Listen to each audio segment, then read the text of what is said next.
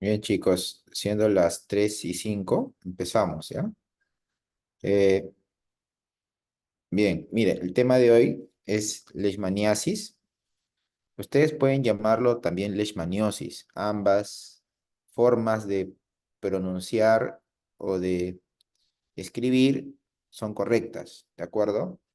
Entonces, ustedes van a encontrar en sus libros de parasitología leishmaniasis o leishmaniosis.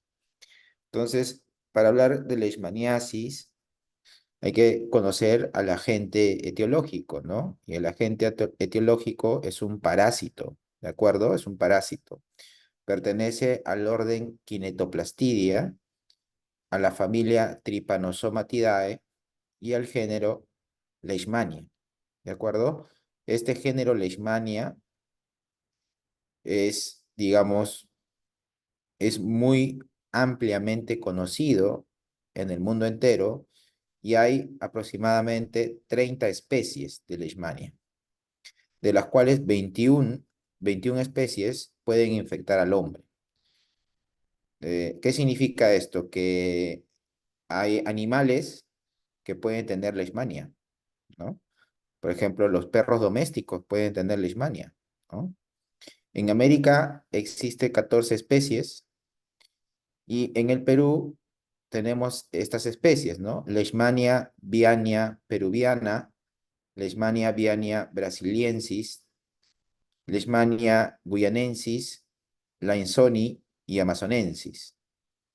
De aquí, de estas especies, hay que recordar básicamente dos especies. Eh, Leishmania viania peruviana, ¿no? Que es el agente etiológico de la UTA, ¿de acuerdo?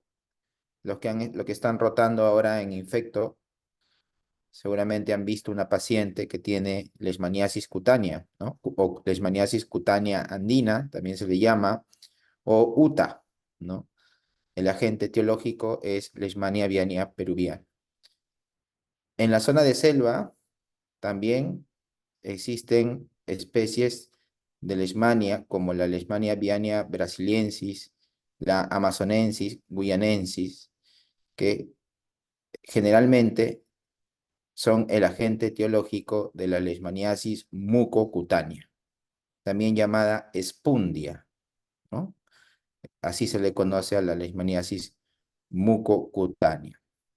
Hay formas mucosas puras, donde solamente afecta eh, cavidades mucosas, sin compromiso cutáneo. ¿De acuerdo? Eso lo vamos a ver más adelante cuando detallemos la parte clínica. Entonces, vean ustedes que Leishmania es un género ampliamente conocido y tenemos dos subgéneros, el género Leishmania y el género Viania, ¿no? En el Perú ya habíamos conversado, les he mencionado que Leishmania, el género Leishmania, el subgénero Viania y la forma peruviana, ¿no es cierto? Es el causante o es el agente etiológico de la leishmaniasis cutánea andina o también llamada UTA. La Leishmania viania brasiliensis, la guyanensis, la panamensis, la lainsoni también son especies de Leishmania que se encuentran en nuestro país, que generalmente causan formas mucocutáneas. Y también ustedes tienen que saber que existe una especie llamada Leishmania donovani, ¿no? Que está involucrada o es el agente etiológico de la leishmaniasis visceral. La leishmaniasis visceral es una forma sistémica de leishmaniasis que se ve en África y en algunas partes del Brasil. Casos autóctonos en nuestro país no se han descrito, ¿ya? Puede que tengamos casos autóctonos seguramente casos muy cercanos a la frontera con Brasil, con Colombia, de repente, más con Brasil, pero no se han descrito hasta el momento casos autóctonos, ¿ya? Más se encuentra en África y en algunas partes de Brasil. Y eso es lo que yo les estoy comentando, ¿no? La Leishmania brasiliensis, que se encuentra en Sudamérica, ¿no? Causante de la leishmaniasis mucocutánea, ¿no? Leishmania brasiliensis, y las formas cutáneas, ¿no? En el mundo, ¿no? No en el Perú, en el mundo, Leishmania major es una de las especies más frecuentes, sobre todo en la India, en el Oriente Medio, en Asia y en el norte de África. Leishmania trópica también. En nuestro país, la forma cutánea es ocasionada por Leishmania viania peruviana, ¿ya? Y la forma visceral, les había comentado que era por Leishmania donovani, ¿no? O por el complejo Leishmania donovani. En Sudamérica se han descrito casos de leishmaniasis visceral, pero en Brasil. En el Perú no se ha descrito casos. Como ustedes saben, la leishmaniasis es una enfermedad metaxénica, ¿no? ¿Qué significa metaxénica? Que para que se lleve a cabo esta enfermedad en un huésped susceptible necesita de un vector, ¿de acuerdo? Necesita de un vector. Y este vector es un mosquito, ¿no? Están de moda los mosquitos, ¿no? El dengue ha azotado a muchos distritos de la capital, ¿no? Antes, cosa que antes no se veía, ¿no? Los mosquitos están de moda, ¿no? Entonces, este mosquito no es el Aedes, por supuesto, que no lo es un mosquito que pertenece al género Phlebotomus, ¿no? Phlebotomus. En Europa se le conoce así, como el mosquito del género Phlebotomus. En Sudamérica o en América se le conoce como Lutzomia. Es el mosquito del género Lutzomia, ¿ya? En Europa, el mosquito del género Phlebotomus. Y en América, del género Lutzomia, ¿ya? De acuerdo, en Europa, en Asia y África también hay leishmania, por supuesto que sí, ¿no? En el Perú se le conoce como manta blanca, ¿no? Ese es su nombre por el cual los lugareños le llaman así al mosquito, ¿no? Manta blanca o titira. Y hay varias especies de este mosquito, ¿no? Las especies de Lutzomia peruensis, de Lutzomia verrucarum, Lutzomia tejadae, en honor a un parasitólogo tropicalista de San Marcos, que falleció en el año 2012, ¿no? El doctor Tejada, investigador reconocido de Leishmania, ¿no? Y la especie ayacuchensis. Aproximadamente 10 especies de Lutzomia que transmiten Leishmania en el Perú, ¿ya? El mosquito ingiere, ¿cómo se infecta el mosquito? El mosquito se infecta ingiriendo macrófagos sanguíneos infectados con amastigotes. O sea, el mosquito, eh, buscando alimentarse de sangre, pica, ¿no es cierto?, a un enfermo, a una persona que tiene leishmania o que tiene leishmaniasis, y al momento de ingerir la sangre, este mosquito captura dentro de la sangre que ingiere macrófagos infectados con amastigotes. Entonces, el mosquito no es que nace con leishmania. El mosquito se infecta de una persona que tiene la enfermedad, ya sea en estado, digamos, latente o en estado asintomático o en personas que tienen toda la clínica de leishmaniasis. Entonces, este mosquito que ingiere macrófagos infectados con amastigotes en el intestino, estos macrófagos infectados se transforman en promastigotes, o sea que de amastigotes se transforman en promastigotes que luego son inoculados al ingerir sus alimentos. O sea, el mosquito se infecta de una persona que tiene leishmaniasis y luego este mismo mosquito, tratando de alimentarse de otra persona, al momento de alimentarse con su sangre, inyecta a través de sus glándulas salivales estos promastigotes en el torrente sanguíneo o en el vaso sanguíneo, en un vaso sanguíneo de la persona que es picada por el mosquito, ¿no? Entonces, de acá nace una pregunta, ¿no? ¿Cuál es la forma infectante de Leishmania? La forma infectante es el promastigote. ¿Por qué? Porque el mosquito, el Lutzomia, inyecta promastigotes a una persona susceptible, a un huésped susceptible. ¿Ya? Entonces, la forma infectante es el promastigote. La forma infectante para el mosquito, ¿cuál es? La forma infectante para el mosquito son los amastigotes. Miren ustedes este vector. Este es el mosquito del género Phlebotomus. En Europa y en América es del género Lutzomia. Este es el insecto. Miren el género Lutzomia. Miren la posición de sus alas en B, en V, ¿no? Miren cómo es el mosquito en Europa, Asia y África, de género Phlebotomus, ¿no? Son diferentes, ¿no es cierto? Son diferentes, pero ambos pueden transmitir leishmania. Los reservorios, yo les había comentado que en las zonas andinas el perro doméstico, los roedores y los equinos son reservorios, es decir, los mosquitos se pueden infectar también de estos animales, ¿no? En las zonas selváticas, los roedores y marsupiales silvestres se convierten como reservorios para estos mosquitos. ¿Cuál es el ciclo biológico, no? Entonces acá hay que separar dos etapas, la etapa en los humanos y la etapa en los mosquitos, o el ciclo en el mosquito y el ciclo en los humanos. La forma infectante para el humano son los promastigotes.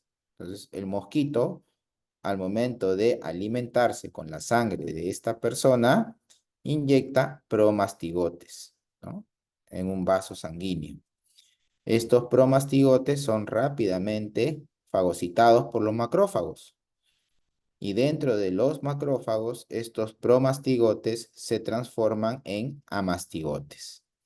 Entonces, ¿cómo hacemos el diagnóstico? Hacemos el diagnóstico visualizando amastigotes en los macrófagos, macrófagos llenos de amastigotes. O en la biopsia, ¿no? En la biopsia cutánea de una persona con leishmaniasis, el patólogo nos describe la presencia de amastigotes dentro de los macrófagos, ¿no? Entonces, eso es diagnóstico de leishmaniasis.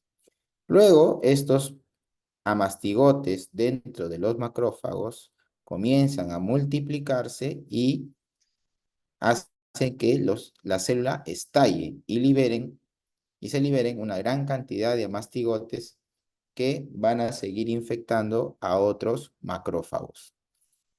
El mosquito, al momento de alimentarse, ingiere estos amastigotes que se encuentran dentro de los macrófagos, ¿no? En el intestino de estos mosquitos, los amastigotes se transforman en promastigotes. Estos promastigotes alcanzan las glándulas salivales de los mosquitos y cuando este mosquito vuelve a alimentarse de una persona, inyecta promastigotes en el torrente sanguíneo y luego comienza nuevamente el ciclo en el humano. ¿Ya? Es así como se perpetúa esta infección. ¿Qué lugares son, digamos, endémicos o la epidemiología de la leishmaniasis es más elevada que en otras regiones? Tenemos que la leishmaniasis cutánea se describe bastante en las regiones de Amazonas, Ancash, Madre de Dios, Cajamarca y Huánuco. La leishmaniasis mucosa en Madre de Dios, Loreto, Cusco, Huánuco y Junín. ¿no? Entonces la leishmaniasis mucosa predominantemente se ve en áreas tropicales, en zonas de selva, ¿no? Madre de Dios, Loreto, en Cusco, la selva de Cusco, ¿no? La Convención, en Huánuco, la zona de selva, ¿no? Tingo María, todo ese valle, ¿no? Y Junín, la zona de la selva central, ¿ya? También es considerada una enfermedad ocupacional. Esto es cierto. Ahora con esto de la minería, ¿no? De la minería, ya sea legal o ilegal, hay muchas personas que eh, vienen con leishmaniasis luego de irse a los campamentos, ¿no? A hacer trabajos de campo como empleados de una minera o como empleados, digamos, de una empresa que de repente se encarga de la industria maderera, por ejemplo, ¿no? Que se van a la selva, selva adentro, ¿no? En campamentos se quedan días y luego en los días de descanso vuelven a sus lugares de procedencia con estas lesiones cutáneas que muchas veces no son diagnosticadas por los médicos generales, ¿no? O son mal diagnosticadas, tratándolas como infecciones bacterianas que no lo son. Más o menos esta es la distribución de la leishmaniasis en el Perú. Miren, todo lo verde es por donde se encuentra o donde se han encontrado el vector Leishmania viania brasilensis, ¿no? ¿Y qué habíamos dicho de la Leishmania viania brasilensis? Que es el principal involucrado en la leishmaniasis mucocutánea, ¿no? O leishmaniasis mucosa, en zonas de selva, ¿no? Selva alta o selva baja. Madre de Dios, Ucayali, Huánuco, Cusco, Loreto, ¿cierto? ¿Cuál es la presentación clínica? La presentación clínica va a depender de la virulencia del parásito y también de la respuesta inmune del huésped, ¿no? Hay huéspedes que son muy susceptibles a leishmaniasis, a la leishmania, que pueden ocasionar cuadros clínicos muy aparatosos, ¿no? Que incluso pueden simular otras enfermedades, ¿no? Entonces, por eso es importante el diagnóstico diferencial, ¿no? No toda lesión en la cara, o no toda úlcera en la cara, o no toda inflamación en la nariz, o no toda inflamación granulomatosa en las vías respiratorias es igual a leishmaniasis, ¿no? Hay que plantear diagnósticos diferenciales. Entonces, las formas clínicas, tenemos tres formas clínicas de leishmaniasis, ¿no? La forma cutánea, la forma mucosa y la forma visceral. Esta última forma visceral, también conocida como Kala-Azar, no se ha reportado en el país. Que no se haya reportado no significa que no tengan que saber o no tengan que, digamos, conocer la existencia de esta forma clínica. Las formas más frecuentes son la cutánea y la mucosa. La leishmaniasis cutánea tiene un periodo de incubación de 2 semanas a 2 meses. La lesión inicial es una pápula. La lesión inicial en realidad es imperceptible. Nadie puede decir que una pápula es igual a leishmaniasis. Es imperceptible, ¿ya?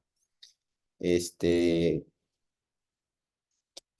esta pápula eritematosa progresa a nódulo y luego este nódulo, que puede ser único o múltiple, se ulcera, ¿no? Finalmente se ulcera. Y cuando vienen a la consulta, ya nosotros lo vemos en fase ulcerativa, ¿no? Que ya es más fácil el diagnóstico.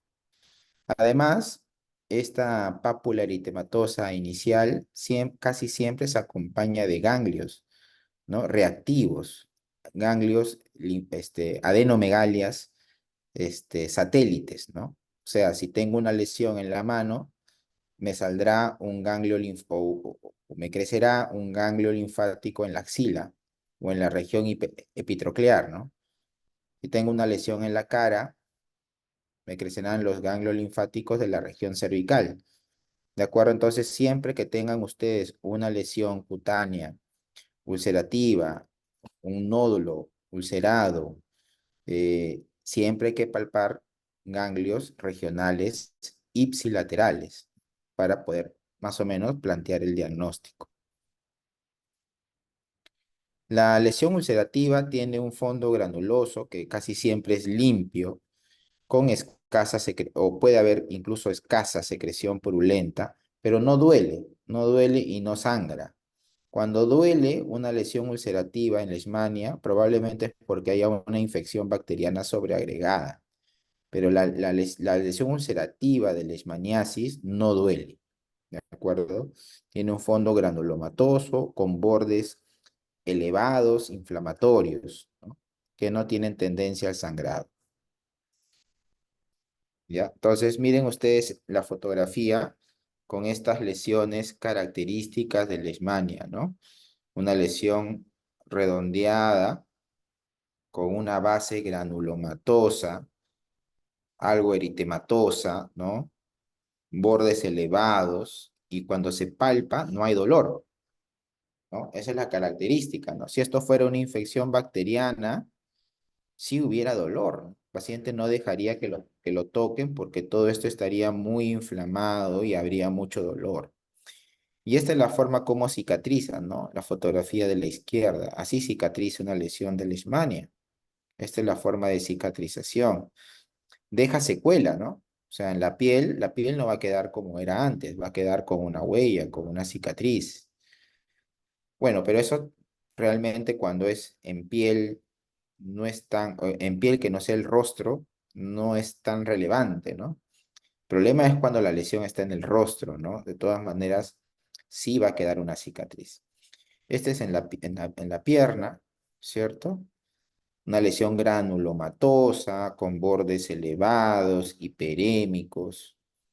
Acá también miren ustedes esta lesión de leishmaniasis cutánea, que miren, ya este paciente está en tratamiento y miren cómo poco a poco se va cerrando, ¿no? La úlcera, ¿no? Ven ustedes que estos bordes de color rosado significa que la piel está recuperando, está ganando terreno la piel sana, ¿no? Entonces, esta úlcera se está cada vez poniendo más pequeña, ¿no? Probablemente también haya infección sobreagregada, ¿no? Porque acá hay una escasa secreción mielicérica, ¿no? De repente un gran positivo también, digamos, ha infectado la lesión. Miren, acá son lesiones agudas de leishmaniasis. Acá hay en dos, está en el dedo y en la cara dorsal de la mano. Aquí también, miren, en la frente, en la zona del pómulo, lesiones ulcerativas, ¿no? Ulcerativas, son cicatrizantes, deformantes. Miren usted esta lesión acá en la nariz. Esto es deformante, ¿ah? O sea, la paciente va a quedar con una lesión en la nariz, ¿no? O sea, estéticamente se va a ver mal, ¿no es cierto? Va a haber una depresión en la nariz, ¿no? Miren acá en el rostro, una lesión granulomatosa. También puede haber en los genitales, ¿no?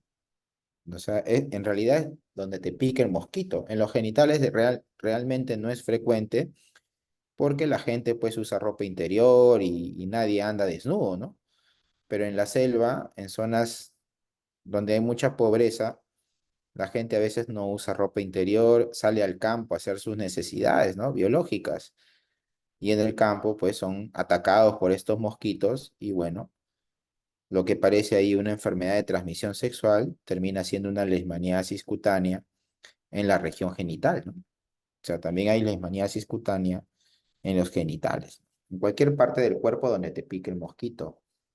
En el pabellón auricular, esta leishmaniasis provoca falta de vascularización del cartílago, por lo tanto, hay una destrucción del cartílago articular por falta de irrigación. Y esto es progresivo. El paciente puede llegar a perder todo el pabellón auricular, ¿no?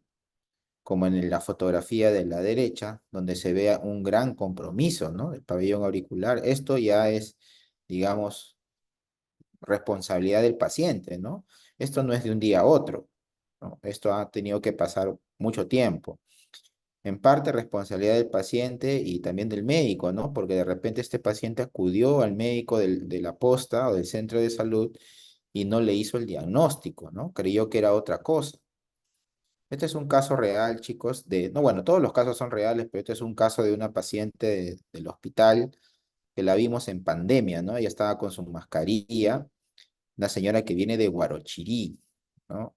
Que ya tenía esta lesión meses y que, bueno, por la pandemia no recibía la atención, porque no, los médicos tenían miedo de examinar, tenían miedo de ponerse en contacto con la paciente, ya que todos los hospitales eran COVID.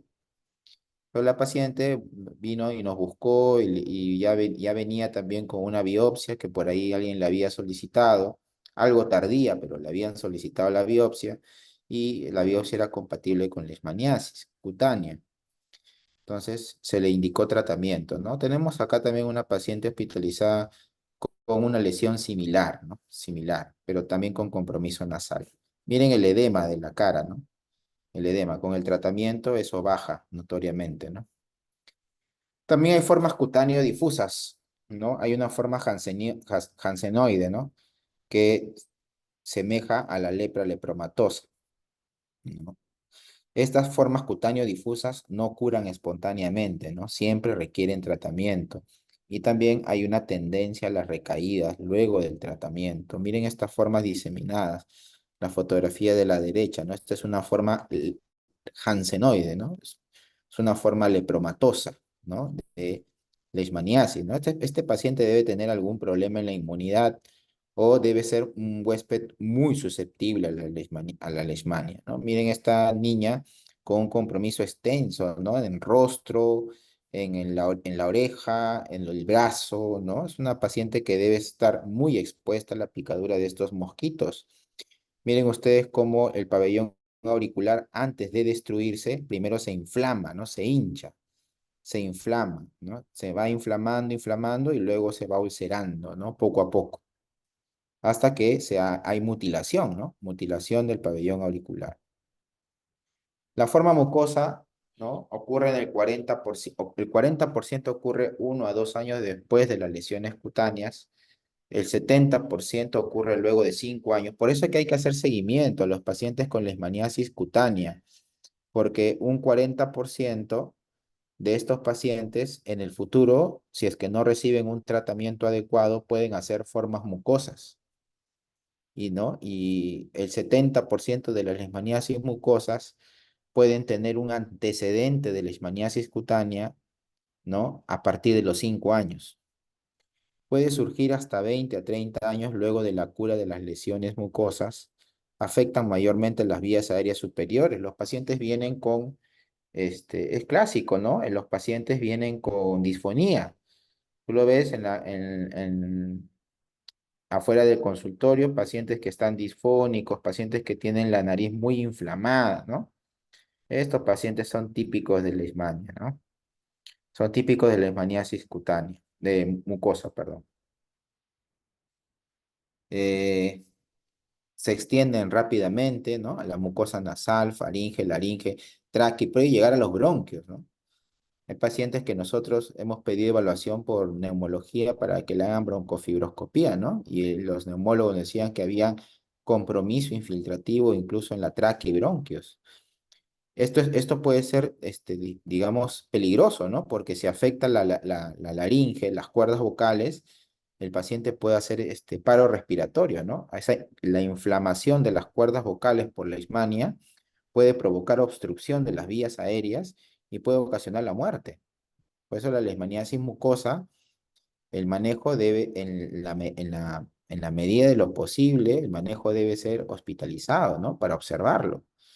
Hay poco compromiso del estado general. Estos pacientes generalmente lucen bien, ¿no? Pueden tener una leishmaniasis mucosa, pero clínicamente lucen bien, funciones vitales estables, no hay fiebre, no hay nada. Entonces, el médico dice, el paciente está estable, lo puedo mandar a su casa, pero si hay un compromiso en vías respiratorias altas, hay que tener mucho cuidado porque puede comprometer, digamos, las cuerdas vocales y puede ocasionar un paro respiratorio.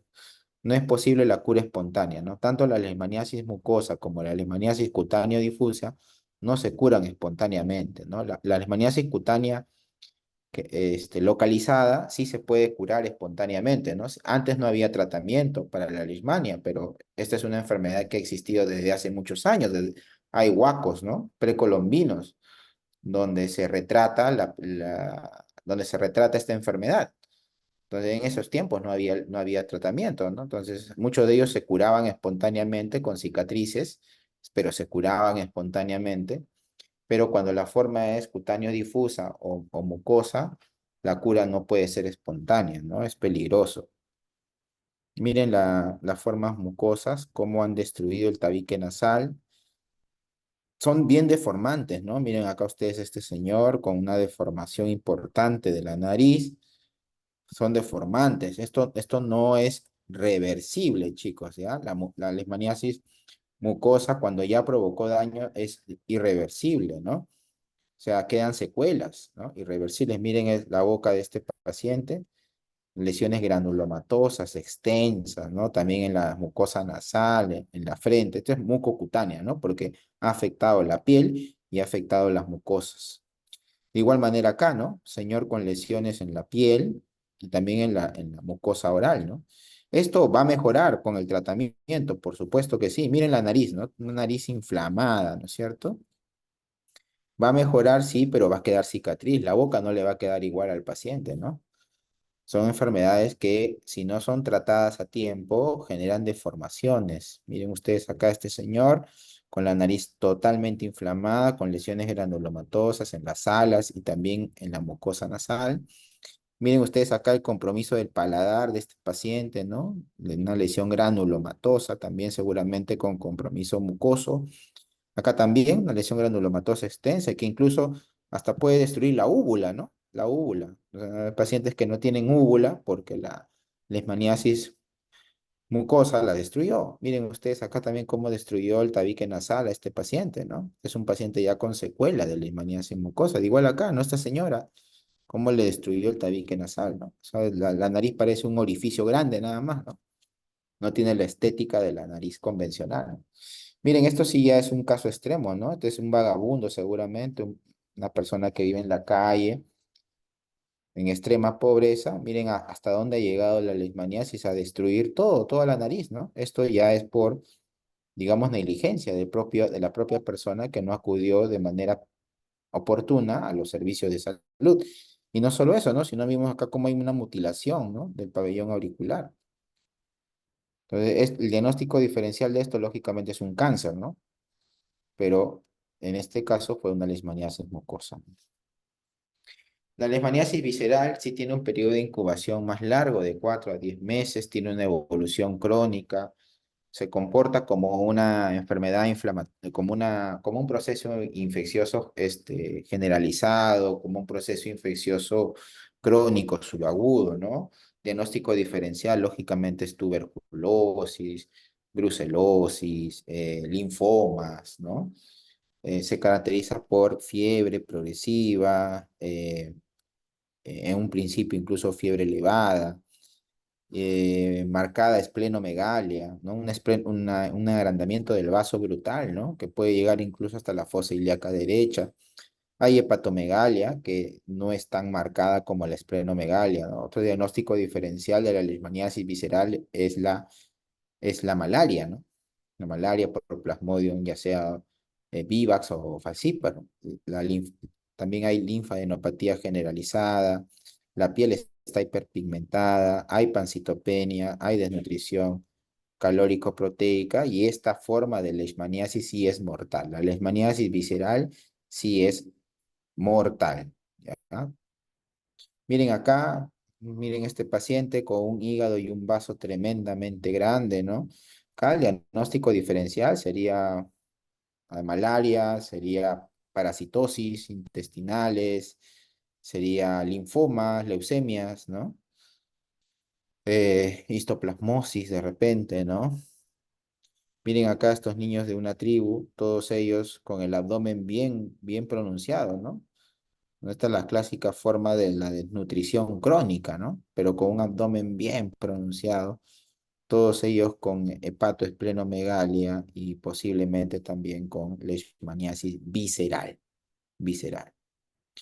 El diagnóstico es a través del frotis, ¿no? Entonces nosotros hacemos un raspado de la lesión, ya sea de la lesión de la piel o de la cavidad oral, cuando hay compromiso mucoso, ¿no? Un raspado, donde vamos a ver en el frotis macrófagos llenos, rechonchos, ¿no? De amastigotes o en el tejido o en la biopsia de la lesión que se haga, encontramos amastigotes, ¿no? También se puede cultivar la leishmania en el medio Nove McNeil Nicole o en el famoso medio NNN en agar sangre y hay que esperar 4 semanas para ver algún tipo de crecimiento.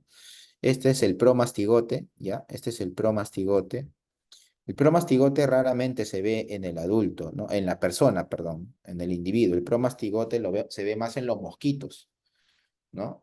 Es bien rara vez se ve en el adulto. En el adulto generalmente el diagnóstico de la leishmania es este, por biopsia. También hay un procedimiento que se llama eh, ELISA o IFI, inmunofluorescencia indirecta o ELISA, que detecta anticuerpos contra leishmania, ¿no? O sea, se saca una muestra de sangre y se manda a evaluar anticuerpos. Esto también nos puede ayudar a hacer el diagnóstico. Y la intradermoreacción de Montenegro, que también nos puede ayudar a hacer el diagnóstico de formas cutáneas localizadas, ¿no? Para las formas viscerales o en pacientes inmunosuprimidos, esta intradermoreacción de Montenegro no es de utilidad. Y vemos acá también que el tratamiento, ¿no? El tratamiento de la leishmaniasis cutánea o mucocutánea son con antimoniales pentavalentes, antimoniales pentavalentes. Hay varios tipos de antimoniales pentavalentes, ¿no? En el hospital estamos usando el antimoniato de meglumine, ¿no? El antimoniato de meglumine. En otras temporadas hemos tenido glucantime, ¿no? Hemos tenido glucantime. También hemos tenido antimoni an- este, estivogluconato de sodio, también hemos tenido, ¿no? En algunos casos podemos usar anfotericina B cuando hay poca respuesta al tratamiento con antimoniales pentavalentes. Podemos usar anfotericina B o en casos graves de leishmaniasis mucosa con compromiso de vías respiratorias altas, graves, ¿no? Podemos usar anfotericina B. El problema con anfotericina B es que hay que darlo hospitalizado, ¿no? En cambio, los antimoniales pentavalentes sí se pueden dar por vía ambulatoria, ¿no? Porque puede ser intramuscular o endovenoso. Eh, ¿Qué más? En el contexto de VIH, por ejemplo, VIH-Sida, hay pacientes que tienen leishmaniasis cutánea o mucosa de manera oligosintomática o asintomática, y cuando el CD4 baja por debajo de 350, esta leishmaniasis se reactiva, ¿no? Entonces, también se ha visto reactivaciones de leishmania en contextos de inmunosupresión por VIH, ¿no? Los pacientes de la selva, sobre todo, ¿no? Los pacientes de áreas endémicas pueden reactivar leishmania en el contexto de VIH-Sida, ¿ya? Ok, chicos, ¿alguna pregunta, comentario?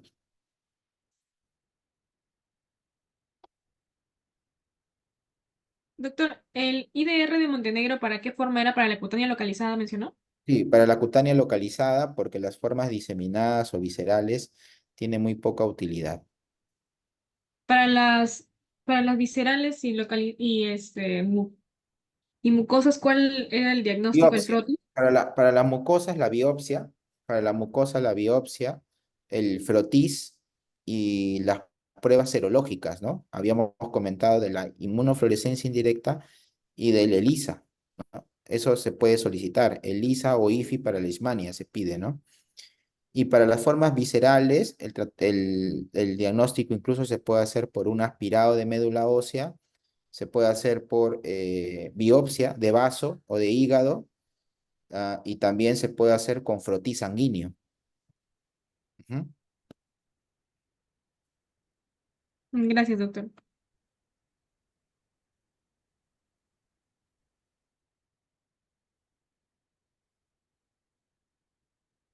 Entonces, chicos, como de repente mensaje final de esta clase es que nosotros vivimos en en áreas endémicas de muchas enfermedades tropicales. ¿no? Ya ustedes lo han visto, si es que no les ha dado a ustedes o a algún familiar cercano el dengue, ¿no?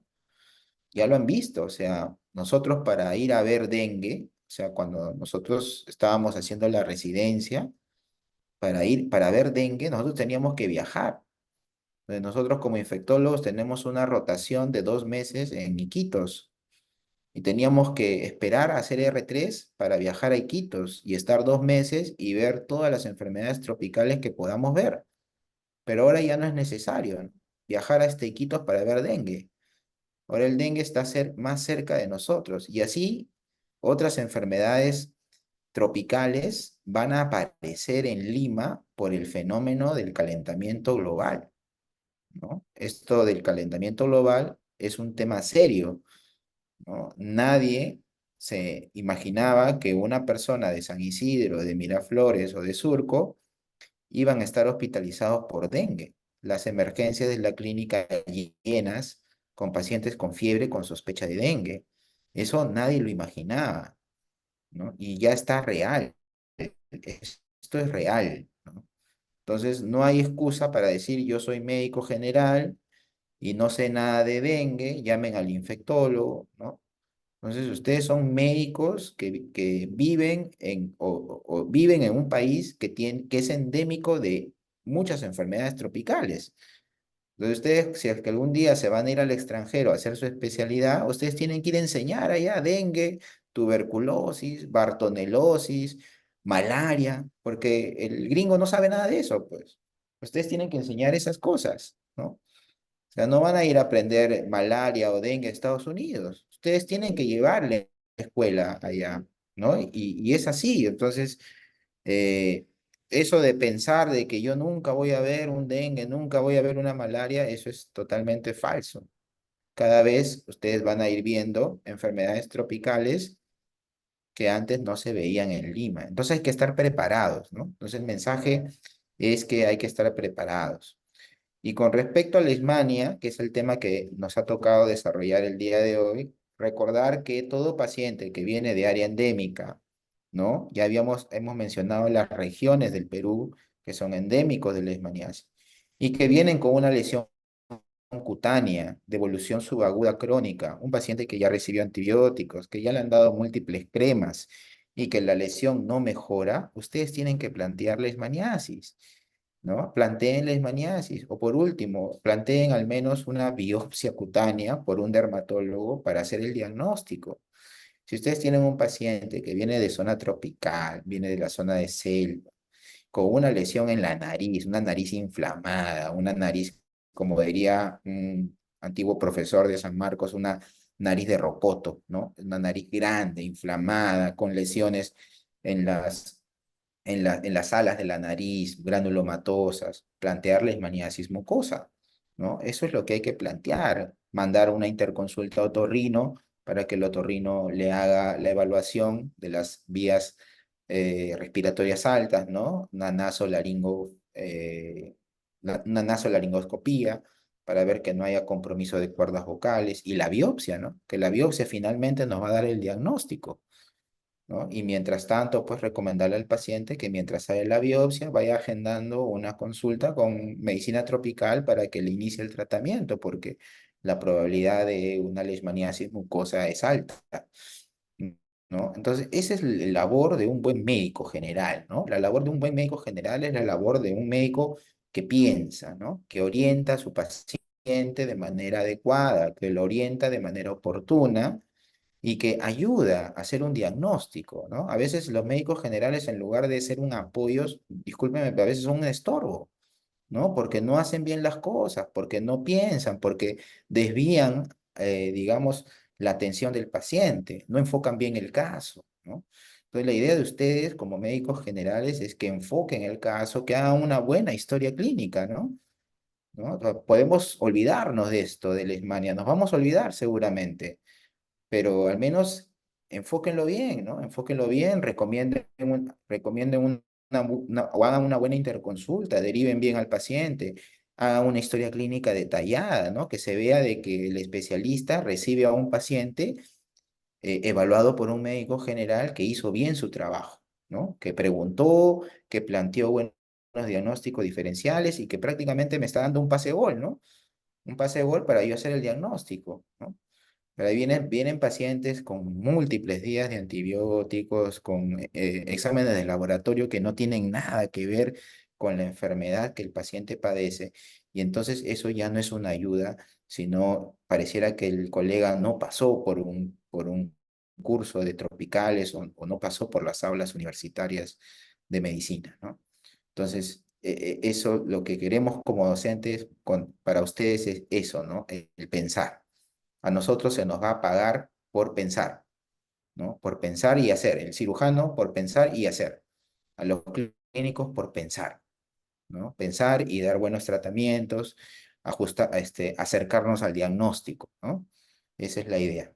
Muy bien, chicos. No sé si hay alguna pregunta más. Si no, damos por concluida la clase. No, Ok, doctor, todo muchas claro. gracias. Hasta luego.